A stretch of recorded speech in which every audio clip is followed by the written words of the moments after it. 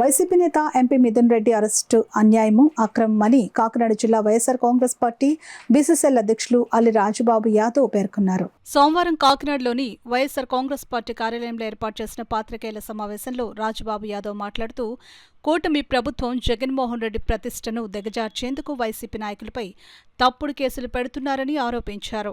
ఎన్నికల సమయంలో కూటమి నేతలు ఇచ్చిన హామీలను అమలు చేయలేక ప్రజల దృష్టిని మళ్లించేందుకు ఇటువంటి దుశ్చర్యలకు ప్రభుత్వం పాల్పడుతోందని ఆరోపించారు. ఈ కార్యక్రమంలో వైకాపా నాయకులు సిహెచ్ చక్రవర్తి, ఆర్ సత్య తదితరులు పాల్గొన్నారు. ఈ రెడ్ బుక్ రాజ్యాంగంలో భాగంగానే ఈ లిక్కర్ స్కామ్ అనే ఒక కొత్త జరగని స్కామ్ని చంద్రబాబు నాయుడు గారి ప్రభుత్వం తీసుకువచ్చి ఎవరైతే జగన్మోహన్ రెడ్డి గారికి అండగా సపోర్ట్గా ఉంటున్నారో వాళ్ళందరినీ ఒక్కొక్కరిని ఆ స్కామ్లో ఇరికించి జైలు పాలు చేయడం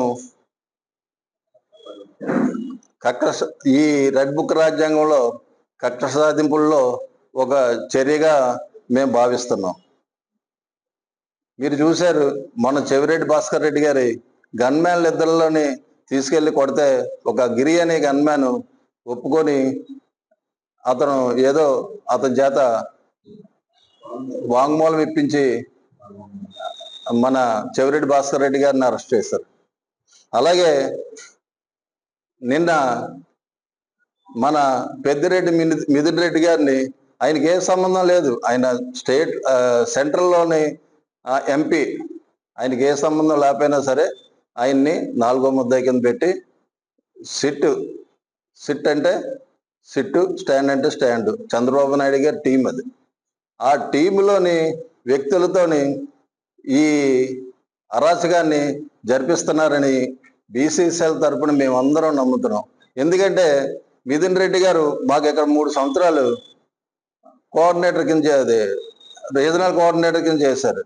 ఆయన వ్యక్తిత్వం కానీ, ఆయన బీసీల పట్ల స్పందించే తీరు కానీ, ఎవరైనా సమస్యని వెళ్తే స్పందించే తీరు కానీ మేము గమనించాం.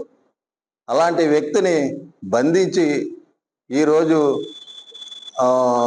ఆనందం పడే స్థాయికి ఈ కూటమి ప్రభుత్వం దిగజారిపోయిందని ఈ సందర్భంగా ఈ పత్రికాముఖంగా మేధావులు, పెద్దలకి, ప్రజలకి అందరికీ విన్నవించుకుంటాం. అంటే మిథున్ రెడ్డి గారి మీరు అరెస్ట్ చేయడం దేశవ్యాప్తంగా సంచలనం రేపుతుంది. ఎందుకనంటే ఆయన సంబంధం లేని గొడవ, ఆయన ఇప్పుడు కూడా ఇందులో తలదూచినట్టుగా ఏ ఆధారాలు కూడా సిట్టు కూడా ఇంతకాలం వెయిట్ చేయడం గల కారణం అదే, ఏ ఆధారాలు చూపించలేకపోయింది.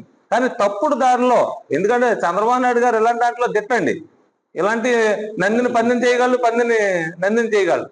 కానీ ఏదేమైనప్పటికీ భవిష్యత్తులో ఈ మిథున్ రెడ్డి గారి అరెస్ట్ మాత్రం ఖచ్చితంగా చంద్రబాబు నాయుడు గారికి పతనానికి తొలిమెట్టుగా ఇది మాత్రం ఖచ్చితంగా వార్నింగ్లా ఉంటుంది.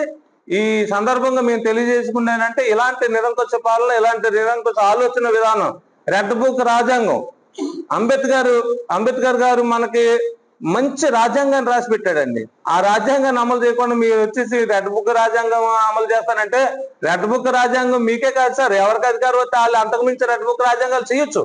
కానీ అలా చేసుకుంటూ పోతే రేపొద్దున మనుగడ మరుగైపోద్ది. కానీ ప్రజలకు ఏదైతే సూపర్ 6 హామీలు ఇచ్చారో ఆ సూపర్ 6 హామీలు మీరు అమలు చేయలేని పక్షాన డైవర్ట్ పాలిటిషన్ చేస్తున్నా ఉన్నారు. ఈ రోజు మీరు ఏదైతే అమరావతి, సింగపూర్ అది ఇదని ప్రయోగాలు పడిపోయారు, ఈ రోజు అది చెరువు అయిపోయి సముద్రం అయిపోతే కెరటాలు ఇరుగుతుంది. దాన్ని డైవర్ట్ చేయడం కోసం మన జనసేన ఎమ్మెల్యే గారు ఒక ఆవిడ డ్రైవర్ని చంపేసేసి తీసుకెళ్లి అక్కడ చెన్నై కాలువలో పడిచేశారు. దాన్ని డైవర్ట్ చేయడం కోసం ఈ మధ్యకాలంలో భయంకరమైన సిచ్యువేషన్లు ఆంధ్ర రాష్ట్రంలో భయంకరంగా తయారయ్యాయి. చంటి పిల్లల్ని రేపులు చేయడం కానీ, లేకపోతే గంజాయిలు, మొన్న పిఠాపురంలో గంజాయి టన్నులు పట్టుకున్నారండి. ఇవన్నీ డైవర్ట్ చేయడం కోసం మిథున్ రెడ్డి గారిని ఇవాళ వాడారు. మీ లిస్టులో చాలా మంది ఉన్నారు. కానీ వాళ్ళందరినీ ఏంటంటే ఏదో ఒక విషయం జరిగిన తర్వాత ఒక వ్యక్తిని అరెస్ట్ చేయడం, దీన్ని డైవర్ట్ చేసుకోవడం, ఈ విధంగానే మీకు ఈ 5 సంవత్సరాలు గడిచిపోతుంది సార్. దయచేసి ప్రజలకు ఏమైనా చేయగలిగితే రేపు భవిష్యత్తు మీకు ఉంటుందో, లేదంటే ఇంతతో మీకు బూస్టాప్ అయిపోతుంది.